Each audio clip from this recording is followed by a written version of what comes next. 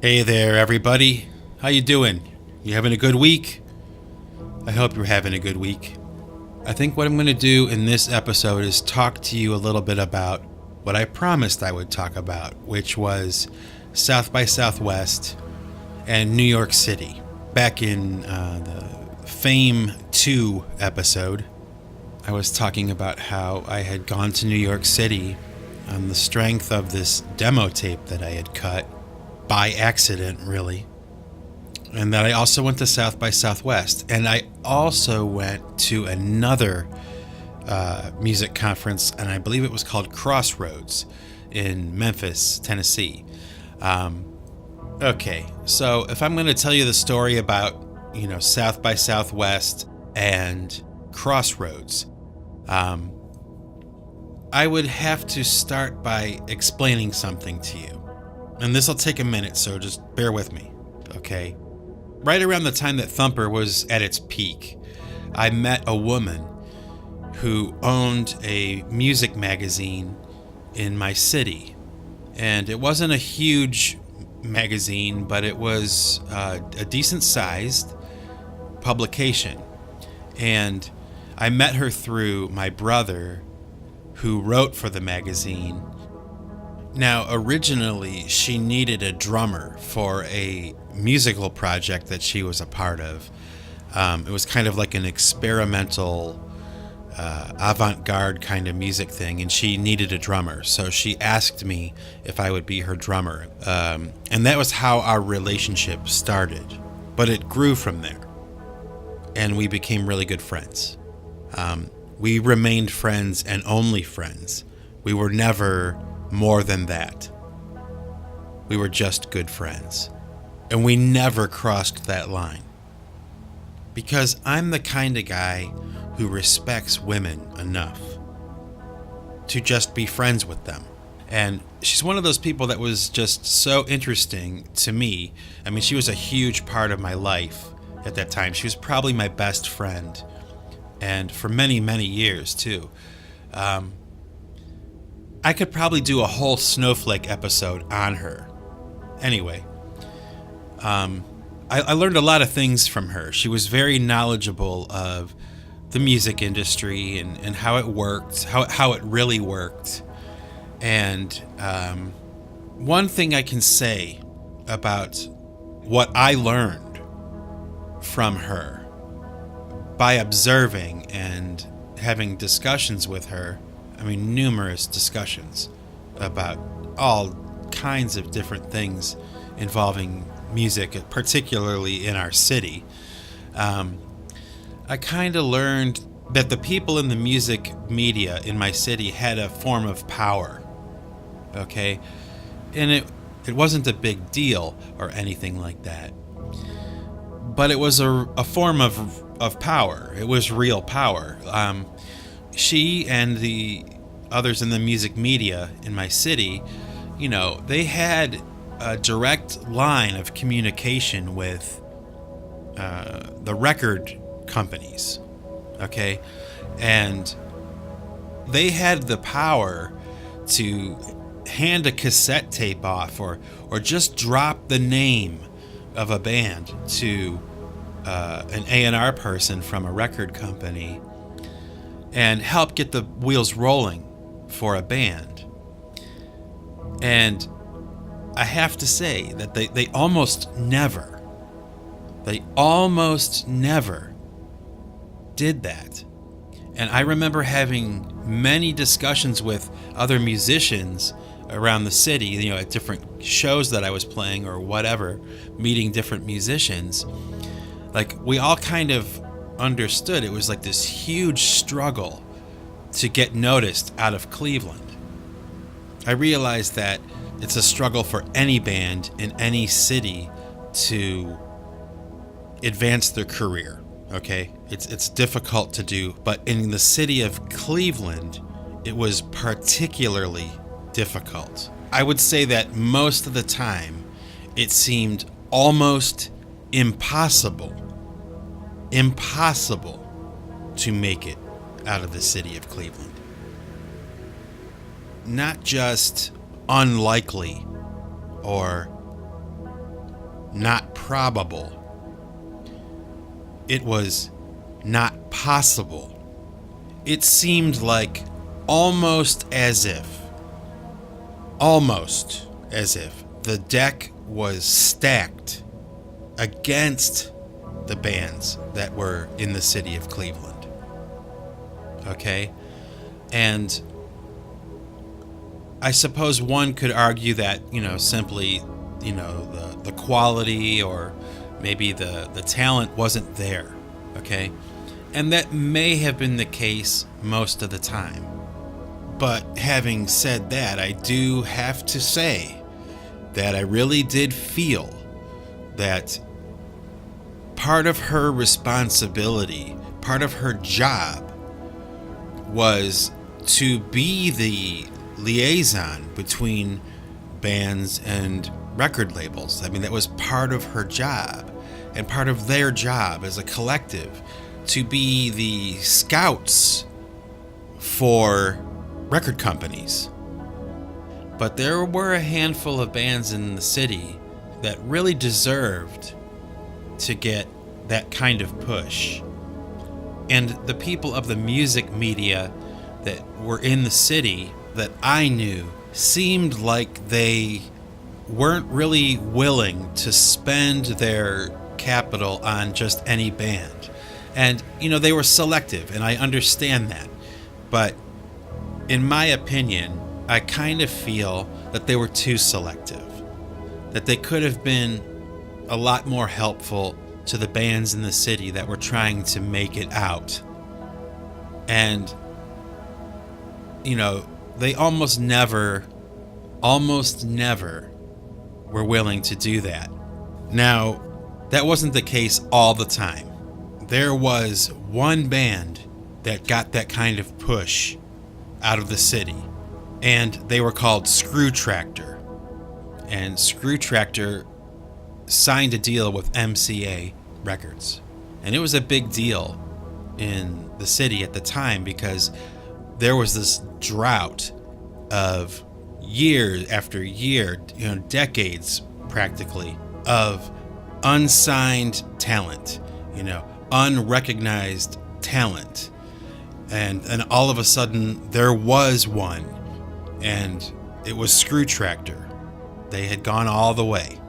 I mean, they were on MTV.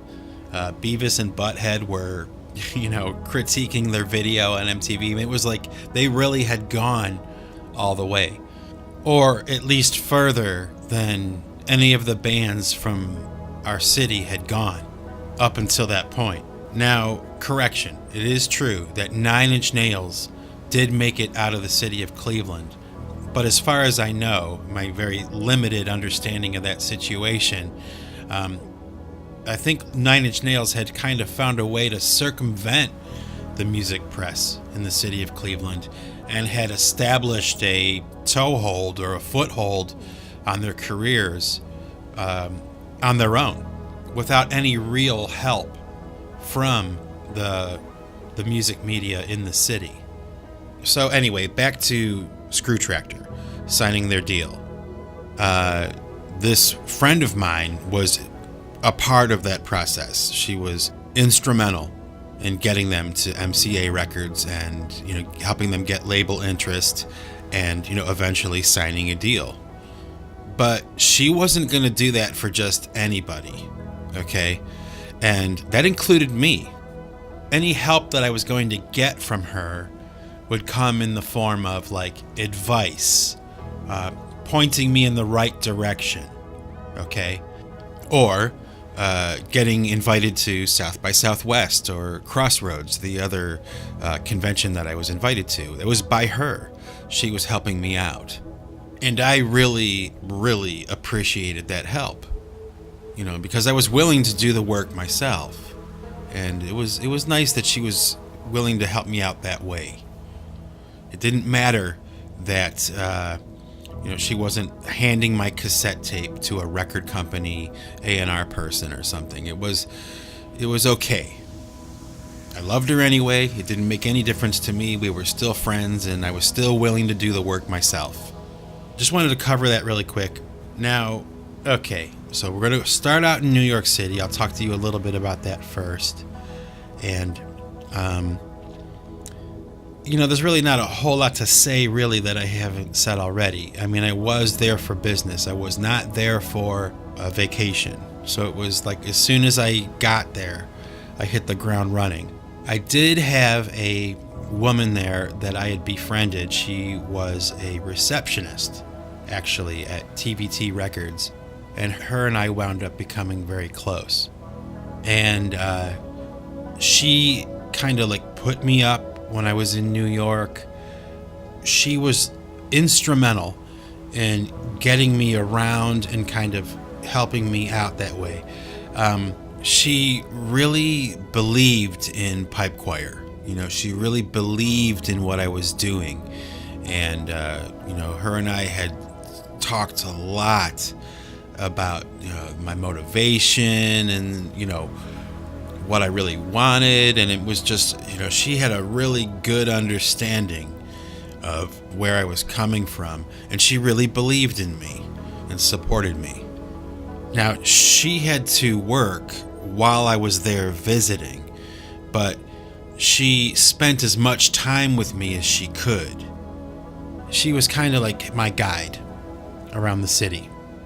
She kind of like collated everything and organized everything and kind of had it mapped out for me and kind of showed me where I needed to go. Here's where you start, here's where you end, So it was kind of intimidating a little, to be honest. It was really, for a guy like me who was from a smaller town than New York City and, on my own in a lot of ways, it was pretty intimidating. But that was not going to stop me from capitalizing on as much as I possibly could at that time. There was no way that anything like that was going to slow it down. I was pretty motivated. Then that took about a week. I think I was in New York for about a week, just talking to different record companies, talking to different people, and that all went really smooth because of her. Okay. Now, all of the people that I met and spoke to about my project were very cordial, and some of them were as excited about what I was doing as I was.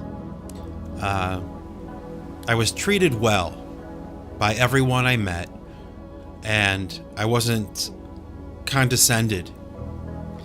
And I didn't feel like I was asking for something, There was a good balance in the discussions. It wasn't me with my hat out asking for something. And I think that all of the people that I spoke to saw potential in what I was doing. And of all the different record companies that I talked to, there were maybe like 2 or 3 that seemed really interested. And out of those 3, 1 seemed really interested. And I would have to say that label would have been Atco East West. They seemed to be, in my memory, the ones who were the most excited about pipe choir and what I was doing. I would say on average, I would be in an office for probably about a half an hour to an hour, just talking about different aspects of what I had done and different ideas that they would have. So in the spirit of, saving time, that's where I'll leave it. But all of the meetings that I had were successful. And they all wanted the same thing from me, which was follow-up material, and all of them were interested in a live showcase of the music. Now, I can tell you a couple of things that stand out to me that I remember vividly. And one of them was walking down the street, and I saw Heavy D. just on this like stoop, just sitting there hanging out. And he was really, for a guy like me, a stranger, and I'm about as white boy as you can get, trust me. And he was just so gracious and so cool, and we talked for maybe like a half an hour. So it was just really cool. And I remember also going by the World Trade Center, and there were all these dumpsters with pieces of cement and all that stuff in these dumpsters. And it was because there was a bomb that had gone off at the World Trade Center just maybe like a couple days before I got there. And it was a big deal when that happened. And of course, as time has gone by, it's even more significant, you know. But I remember that. I remember being shocked at how much damage there was. And it's almost like at this point kind of like surreal. I mean, whoa, it was pretty weird. So I'll talk to you a little bit about South by Southwest. Now, South by Southwest was really a good experience for me because the energy level was different, and the electricity in the air was different. It wasn't just me walking through a city. It was this whole city full of people that were involved in all kinds of aspects of the music industry. I mean, it was just amazing, you know, the panels that they had and the people that were talking and you know, just the people I was meeting and the conversations that I was having. It was like, you know, for maybe 3 or 4 days or 5 days or however long it was, I was like talking to people about only what I'm interested in the most, which is music and the music industry. I mean, I love it. I love that stuff. And it was just 4 or 5 days of just talking with people that were really intelligent and really dedicated to their work, and they did interesting work. They had interesting jobs, and you know, they were shaping the culture of, you know, not just America, but really the world. Think about it. The work that these people were all, you know, collectively generating was really shaping the culture of the planet. And it was fascinating to talk to them and to be learning from them. And, you know, partying with them. I mean, it was really a lot of fun. It was really, for me, almost more important than what I had come there to do, which was networking and all that kind of stuff. It was actually more interesting to me to just be meeting these people and to be just listening to them talk and learning from them. And I remember eating dinner at this one restaurant, and it was like the nicest restaurant I've ever been in. It was like the best dining experience I've ever had. I know it's kind of weird to talk about it because I'm supposed to be talking about music, but just bear with me because it was really a standout situation. I remember they had like these curtains around our table, okay? And the waiters and waitresses, there were several per table, okay? And they would just appear out of nowhere and, you know, fill your glass. Like if your glass was half empty, they'd fill it, and then they'd walk away and they'd disappear. You wouldn't see them. And the food was amazingly great.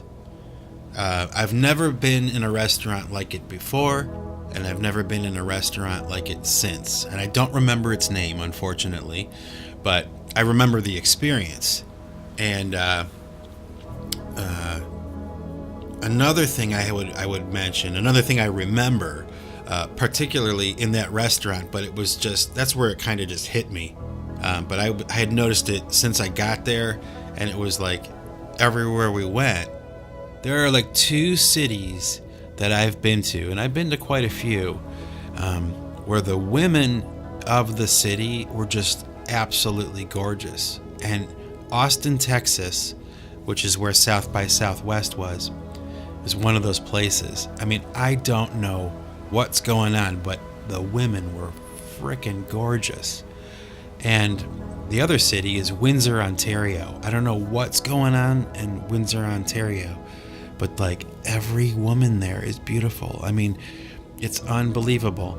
And I remember being in Austin, actually taking a cab back to my hotel room after I went out to dinner with this friend of mine at this restaurant, and talking to the cab driver about it. Like, I brought it up, like, man, the women here are gorgeous. And he's like, man, I know exactly what you're talking about. He's like, I was born and raised here, but I've been all over the place. And it is true.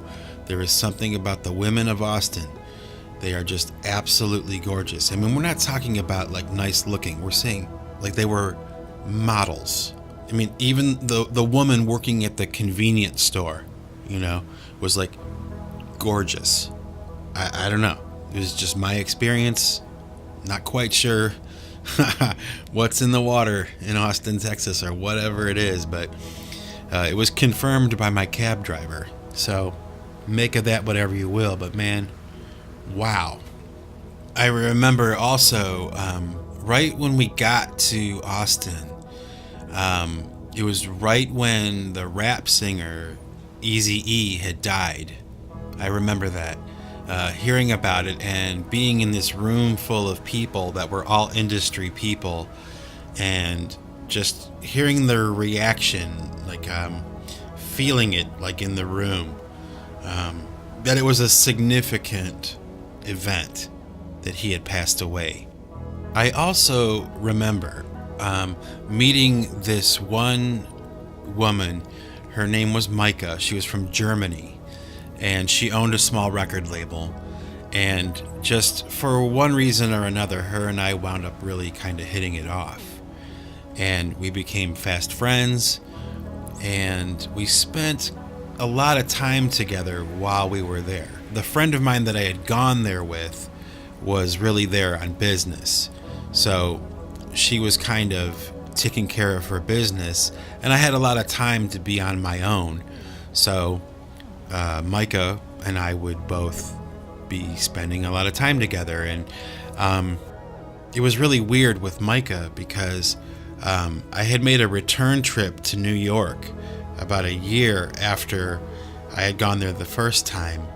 And I'm walking through New York City, just randomly walking through New York City, and I bumped into Micah right on the street, and we're both just like freaking out. Like, what are the odds of this girl from Berlin and me from Ohio being on this sidewalk right at the same time? It was one of those weird kind of like cosmic things, you know, like no way. And we wound up spending a lot of time together again. We went out and checked out a couple of bands together, and I think we saw Black Train Jack together, and we saw the Dirt Merchants play in New York City, and just had a great time. But like, what are the odds of running into this person again? It's pretty crazy. You know, that kind of stuff has happened in my life. Like, I wouldn't say it's happened a lot, but it's happened more than once. And it always kind of freaks me out a little bit. Even now, when I think about it, it's like, no way, you know. Actually, it's unbelievable. But, you know, she was interesting in the sense that she was very intelligent, and she was very knowledgeable of world events and global politics and those kinds of things. I was kind of like indifferent to that, but I remember it being like a revelation to me. It was like the first time that I ever really talked to somebody who lived in another country like that, and had a different view of the world and a different view of America. And it was interesting to talk to her about that, you know. So every time we hooked up, you know, it was not only was it interesting because we were both, you know, taking in all of this music industry stuff together, but we were also having these conversations, and she was much more intelligent than I was. I mean, it was abundantly clear to me, which is cool. It's always good to meet people who are smarter than you.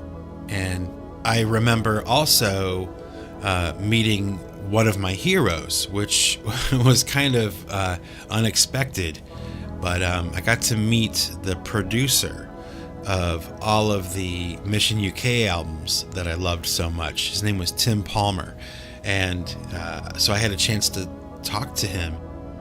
So that was pretty cool. I remember two things that really stand out to me about South by Southwest, and one of them was watching Matthew Sweet play on the street. He was outside on a stage they had set up out on the street in the middle of this intersection, and there were so many people there, and it was just such a cool environment. I mean, I'm not like the hugest Matthew Sweet fan, but they sounded good, they were playing good, and there was just this huge crowd of people, and they were all just having so much fun. It wasn't just like a normal concert. It was different because people weren't necessarily paying attention to the music per se. It was more of the atmosphere. And it was open air, it was outside, and there was great food, and people were just having so much fun, and there wasn't any fighting or anything like that. It was just a really strong, positive vibe. So much so that, I mean, I remember it now. I mean, even all these years later, I still remember it really clearly, that feeling. I remember that more than the actual music or the songs. I remember that feeling. And then the other thing that I want to talk about South by Southwest was unbelievable, okay? I found myself in this situation. I don't even remember the name of the club that I was at, but I was in this club with this friend of mine who invited me to South by Southwest, and a friend of hers that was working for her magazine. And so we arrived at this club before anyone else did. I don't know why. I don't know what we were doing there. The club was open, but nobody had started to show up yet, so we were there early. So I'm standing there in this club, honest to God, and all of a sudden, this dude walks up to me, and it's Marilyn Manson. Okay, before anybody really knew who he was. And so I'm in this room talking to Marilyn Manson, having this conversation just like two normal people. You know, he wasn't a celebrity or anything, but it was him, and he was on the rise, and he was there because they were gonna be huge, but I didn't know that at the time. So we were like hanging out and like just talking, and behind us while we're talking, they had a performer on the stage, and you know, someone was kind of telling me, oh, that's the guy from Heat Miser. And I'm like, you know, Heat Miser, you know, like whatever, you know, talking to Marilyn Manson. Little did I know that it was Elliott Smith. Elliott Smith was performing on the stage right behind me, and there was nobody there except for me, Marilyn Manson, and this guy from the magazine. I can't even believe it sometimes when I think about it, because I didn't know who Elliott Smith was at the time, had no idea like how great he was going to be, because he is truly one of the greats. I'm a huge Elliott Smith fan now, but I wasn't paying attention. And this guy was right behind me, probably about 20 feet away from me, sitting there with a guitar, singing and playing, no one paying any attention to him. True story. It like freaks me out to even think about it. If I would have known, if I would have only known. But, you know, like I said, hindsight is 20/20 vision. Whew. So, yeah, there's a couple of my South by Southwest stories that I wanted to share with you. Let me see. Okay, and I mentioned Crossroads, so I'll talk about that a little bit. Crossroads was cool. It was smaller than South by Southwest, but I have to say this about Memphis, Tennessee. There is a lot to see there. There's a lot to do, particularly on Beale Street. It's a very famous street. A lot of blues clubs are there. I think Sun Studios is nearby there. And that was, of course, for me, a huge thing to go to Sun Studios. And, what's funny about that to me is it was cool that Elvis recorded there and everything. I get it. I understand the history, and trust me, I honor it. I really do. But for me going to Sun Studios was really about how U2 had recorded there. That was really important to me. That I walked into the room and actually sat down behind the drum set that Larry Mullen Jr. had used in Rattle and Hum. This was a major event for me, because Larry Mullen Jr. is probably my favorite drummer of all time. I just think he's the greatest drummer. Now, I can feel people rolling their eyes. I can feel the cringing from me saying that. But hey, it's my opinion. But I'm telling you, I can argue it. He's really good. And like I said, it was such a trip to walk into this. Oh my gosh, the drum set is here. No way. Take my picture. You know what I mean? This is before selfies, and cell phones. So it was pretty rad. I gotta say, it was. Now, I do have a picture. I won't share it, but it was one of those fate kind of things. I'm sitting behind this drum set, freaking out, and just, I couldn't believe it. And standing about 10 feet in front of me is one of the greatest photographers, and she's snapping pictures of me while I'm sitting behind this drum set. So I do have a picture of me sitting behind that drum set, but I won't share it because I haven't asked permission to share the picture. But I do have a picture of me sitting behind that drum set. And that was really what it was about to me, was being where U2 had been. Never mind Elvis and Jerry Lee Lewis and all that stuff. Bono was here. Oh my gosh. Anyway, so I also had a chance to talk to, for a little while, Susan Silver, who was the manager for Soundgarden. And that was an interesting conversation. It was pretty cool.